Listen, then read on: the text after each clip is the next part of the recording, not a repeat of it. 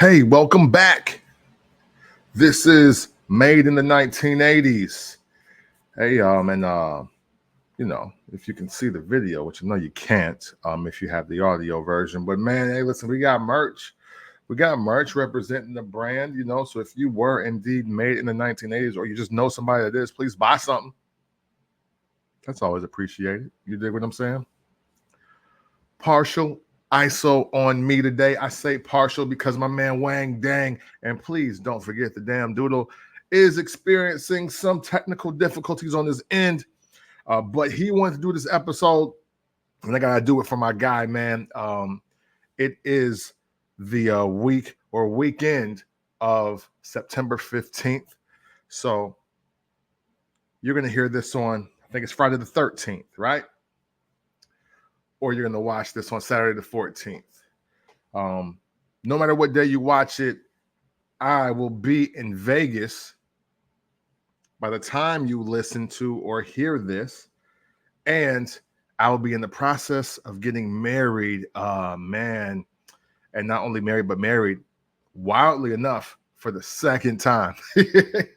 I definitely remember the time before saying I would never do this again, but man, you got to follow your heart, your spirit, your mind.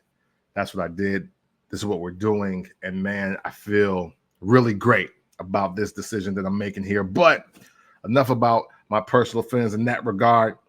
My man Wang had a series of questions that he wanted me to answer. And I said, man, you know what? We'll do a partial ISO. Send me the questions you want to ask, and then I will do my best to answer them. And we'll try to make this into the most compelling episode that we can possible, man. So that's what we're about to do here. So if you would, please, let's get into this, okay? First question that Wang has for me. How did you and the wife meet? This is actually a two-part question. So I used to work in radio, and well, you know what, we'll just call her wife now, because by the time you hear this, she may be my wife. We met when we were working for the same company, a radio company. I'll leave them out of it. We worked in two different markets though, and when we met through a mutual coworker / friend. And at the time we were both dating somebody else. So it was super like friend vibes and nothing more, nothing less. We never had each other's phone numbers or anything like that. I think we were like friends on maybe a couple social platforms, but that was about it. And me thinking I'm a dinosaur as well as just being involved in somebody. It was just like, hey, that's the real cool chick. That kind of looks like Marsha Ambrosius. Like, you know what I mean? And that was it for me. I would probably be best for her to tell her side of the story of that, because she always has an interesting take. But we met at an event I was covering for her market that she was in at the time, and we didn't spend virtually like any real time together outside of the media room. And through that moment, again, social media followings, we were both involved in other relationships, so never talked on the phone or anything like that. And once she knew that I was getting engaged, like I totally like lost contact with her, and like we hadn't talked for years until I was like trying to get a job at another company she worked for by that time. Who shot their shot first? Believe it or not, guys, she did. And she shot her shot on Clubhouse after like years. And she had assumed that I was still married and was trying to get out of Dodge of the room because she was drunk. But I gave her an update on my life and my story, and we met through another mutual friend, a mutual great friend who I think might even be out there with us in Vegas. I have to see if he pulls up. But we met in one of his welcoming rooms for one of his friends, and that's where we reconnected. We gave each other an update as far as our status, as as far as relationship wise, and then and I agreed that hey, we need to talk. We need to talk and catch up. And I made no expectations other than like, yo, I mean, I thought this chick was kind of cool. She seemed like a pretty dope person. She might be somebody worth knowing, and obviously thought she was pretty. Always going to keep pretty women around. So even in that moment, I had no idea that it would materialize into this, but it has, and I'm very thankful for that. Let me see. When do you know it was time to propose? You know what? This is an interesting question. The interesting question for me with this is because this time I didn't really ask anyone. I just kind of let my own life tell me what it was and what I felt and how to feel it, right? If that makes sense.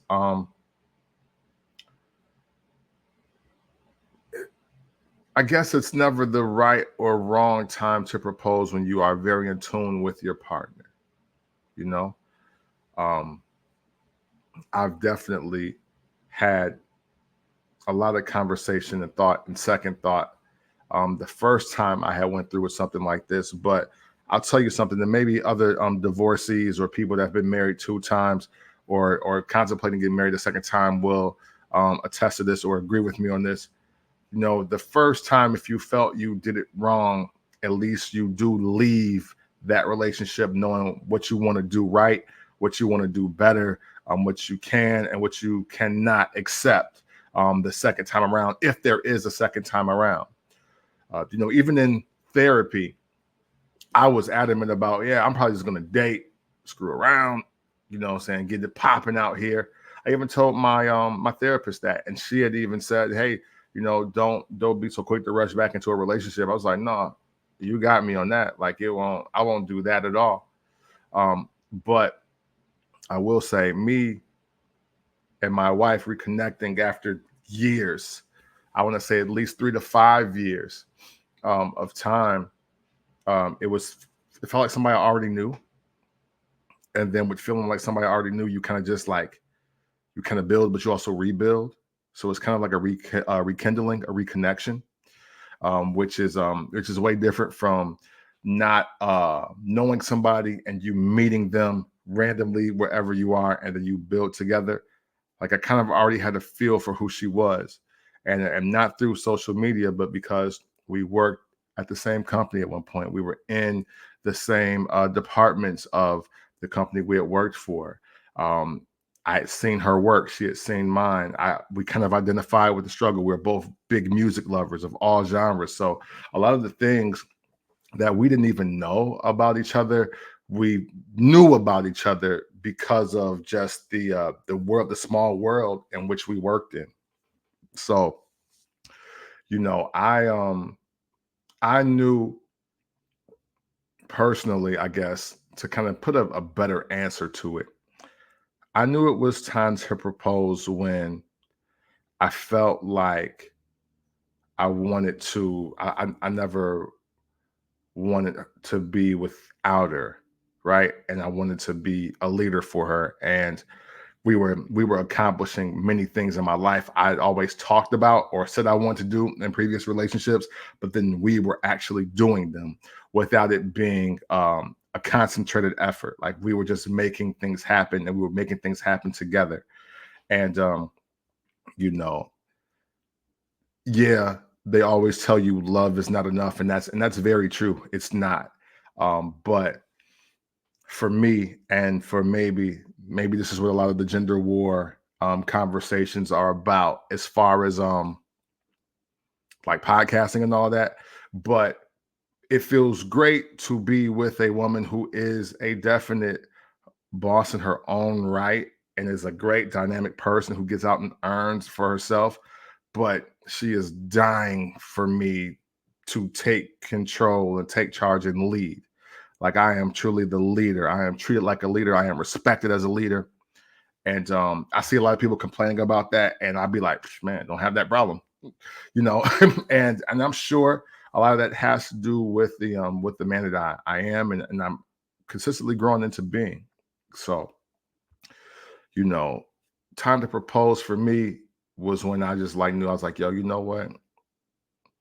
I like doing life with this girl, and I wouldn't mind caring for her, taking care of her as well as my daughter, and my mom, like, and she gives me full assurance, even in our disagreements, our arguments, and our back and forth. She always gives me that assurance that, yo, you know what, you're in control. You're the leader here. And I think that's very important. I hope that answered y'all question, what I'm saying, or yours, Wayne. Uh, when did you choose Vegas for the wedding? So this this was kind of all my master plan in a way to gauge one, like, when to propose and how and what we could agree on. We're both trying to be financially, fit, financially savvy, if you will. And you know, the idea of doing a 20, 30,000 and up type of wedding really scares the ish out of me. Like, all that money to spend on the wedding day, you better make sure the marriage is intact. Maybe in a different episode, another time, I can go into that kind of detail as well. But I know that we want to do something very cool, intimate, but purposeful. And I've actually never been to Vegas before. So even the aspect of uh, me wanting to go and my first time being with her, and we're going to go for like another milestone moment in my life is kind of cool. It was literally a mutual agreement. Obviously, a lot of young ladies, women, they grow up with this fantasy of what they want their wedding to be. But it's 2024 and life is so real that she took the greatest parts about what she wanted, and we came up with something very financially responsible for us. And that is amazing. It's amazing to have a partner that gets that, what I'm saying? That's like, yo, we don't want to be in debt. We want to buy a house, right? We want to go on crazy vacations and do all these crazy and beautiful and wonderful and cool things. Well, if we spend X on the wedding, then that would possibly be on hold, and possibly for years. Or we can take our money that we have right now, we can get married in Vegas, and then we can get back to our real goals about attaining and acquiring assets and making these trips. Like, we want to go back to Jamaica, we want to go back to Costa Rica, we want to go to Belize, we want to go to Amsterdam, we want to go and do all these things and places together. And man, I don't think all of those the way we travel, and we ain't chump on the travel, but it wouldn't equal $30,000 with going to all those places in over 3 years versus the one day that would definitely cost us more than that. So Vegas was cool. We originally wanted a black Michael Jackson to marry us, but that is not going to happen. It's a shortage of black mics out there. Everybody's doing like Asian looking mic or like white woman mic. Yeah, man, we need more 70s and 80s mic, like, and I'm talking about Thriller mic, off the wall Thriller mic, or just teenage mic. So no Michael Jackson. I definitely was not doing Elvis. I shut that down ASAP. We were not getting married by by him in Vegas, Elvis in Vegas. And also, I'm just not that big of a Prince fan. So, but we have a very special friend that's going to do our ceremony, and that's awesome as well. Let me see. Song is playing in your head right now when you think about the wedding day. Okay, what song is playing in my head? Oh, you know what? This is super easy. The song that is our song plays in my head a lot. I proposed this song. This is also the song I think that we first like bonded with before our first date, just through conversation with each other, because we talked for weeks before we actually like went out on an actual date.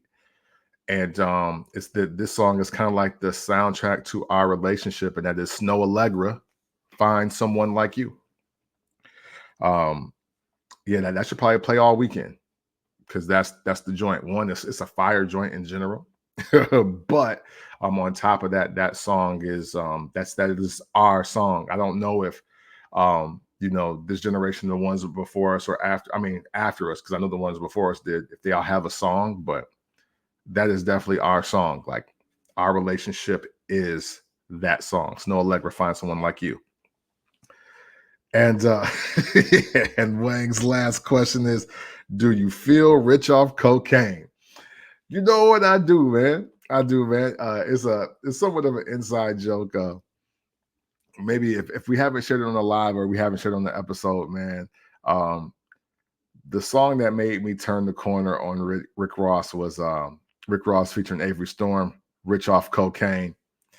It's a it's a super fire song, man. Justice League killed that. Avery Storm killed that. It's just one of those joints that, even though I love 50 Cent, would ride with 50 Cent, no questions asked. Can't lie. Old Rose got one with that one. And I had to keep listening from that day on for sure. That was funny. Those are good questions. He has one more question.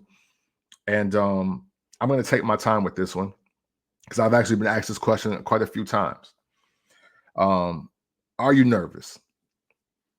In short, no. But again, we're talking still a few days before. And anything can happen between Friday and Sunday, right?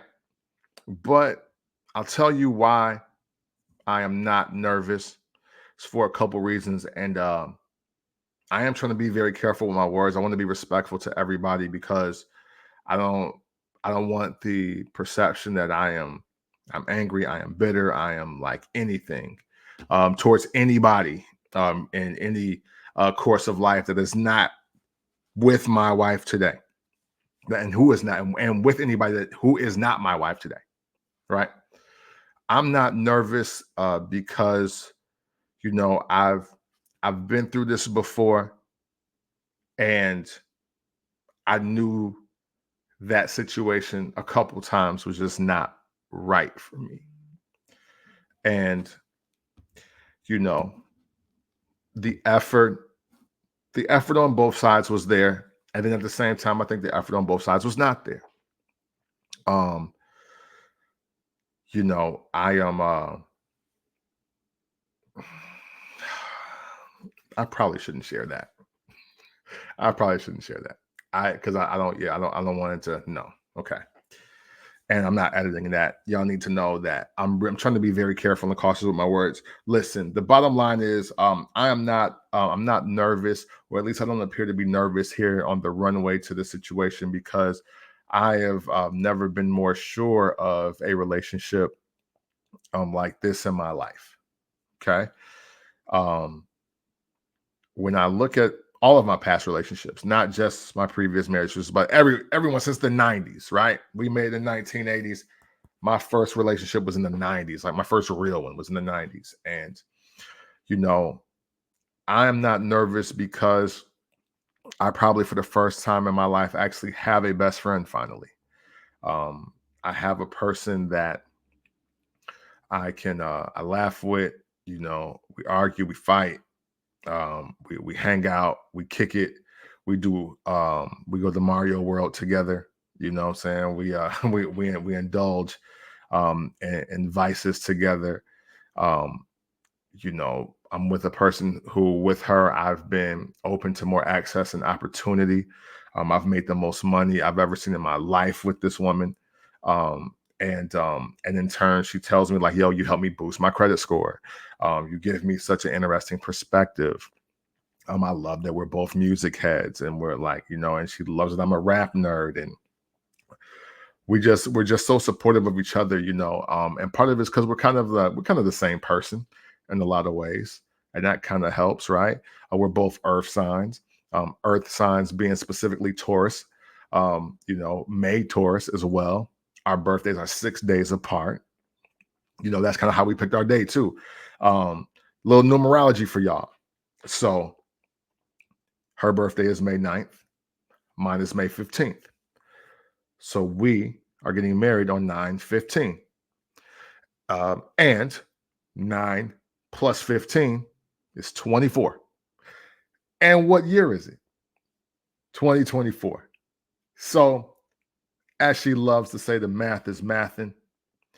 And a lot of this, again, it just makes sense. I guess um I'm not going to bore you with too many details, but I think the difference between any relationship in this one, man, is that a lot of it is effortless.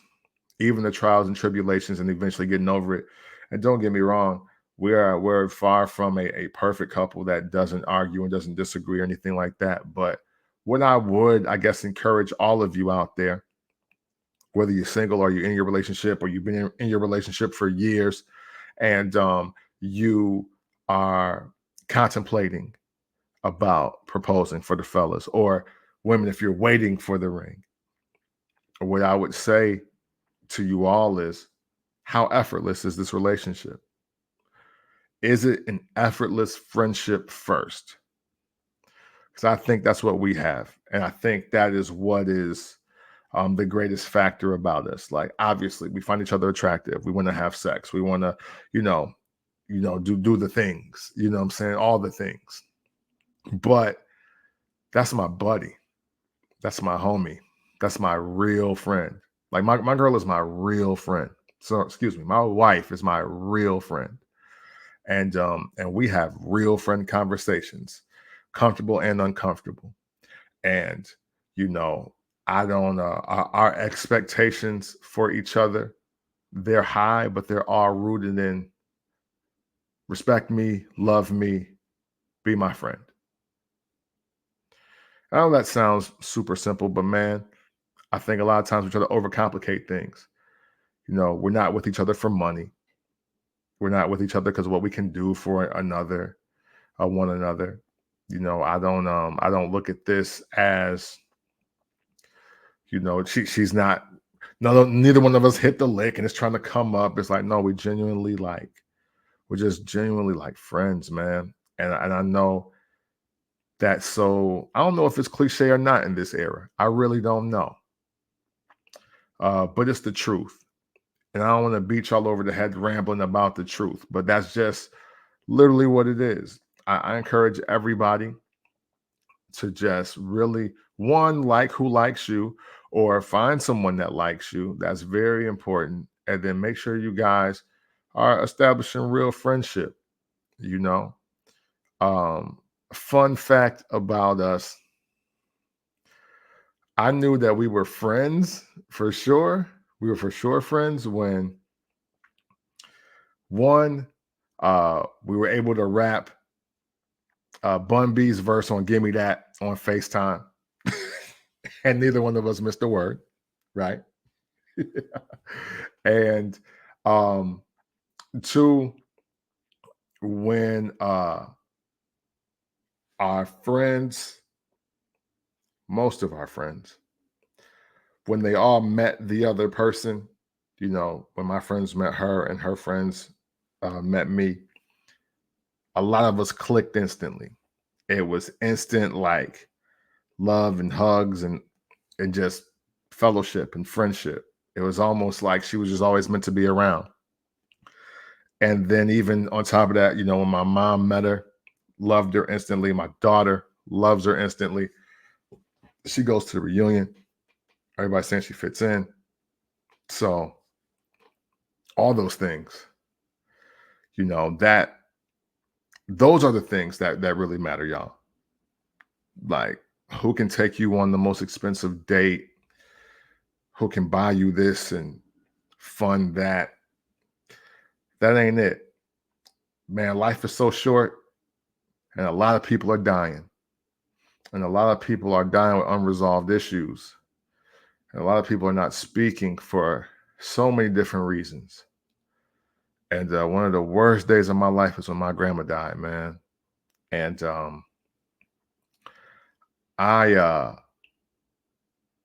I'm just searching for all the qualities and all the values that she instilled in all of us and everything that makes the McGee family what it is. And man, you know what, even with that, and I meant to start off with this, but this is no better time than now than, man, just say rest in peace to my Uncle Greg, man. He passed away earlier this week. And that was one of my grandma's little brothers. Him and my mom were super tight, super close. And man, it hurts my spirit whenever my mom calls me to tell me somebody's passed. And you know, even though I got stuff all over this crib right now, we both got stuff all over this crib, man. I'm so beginning to lean towards a minimalist vibe, even though I love to get fly, but so much of this stuff just don't matter to me, dog. I just want to be happy. I want to be in good health. I want to create real memories, and I want to be around real love. And you know what? My wife gives me all of that. And I couldn't ask for anything more. All right, man. That's gonna do it for me. I appreciate y'all listening to this. You know, man, call your people, check on your friends, check on your real friends, your real family. You know, hug, take pictures, show love, man. It's super important. Rest in peace, Uncle Greg. Love you, man. And I'm so sorry we didn't stay in more contact outside the family reunions. But you know, Greg, my little homie. So that's like my little brother, man. So we gonna take care of everybody. Everybody, McGee family is gonna take care of everybody, man. That's just what we do, and it's definitely time I get back in the mix of that as well. So hey, man, listen, thank you again for listening, tuning in. I appreciate it. For myself, Wang Dang Doodle Wang, thank you for the questions. Hopefully you got all the answers you needed, but if not, hey, look, we can run this back. I'll try to be more upbeat and more positive, man. Just a lot going on this week. All right. And I'm very nostalgic, and I'm very happy. I'm very happy in spite of the rain, man. So in spite of the clouds, man, I'm a happy brother, man. And I don't think I've been this happy in a very long time. I'll just say it like that. It's made in the 1980s. As always, you know, it's love.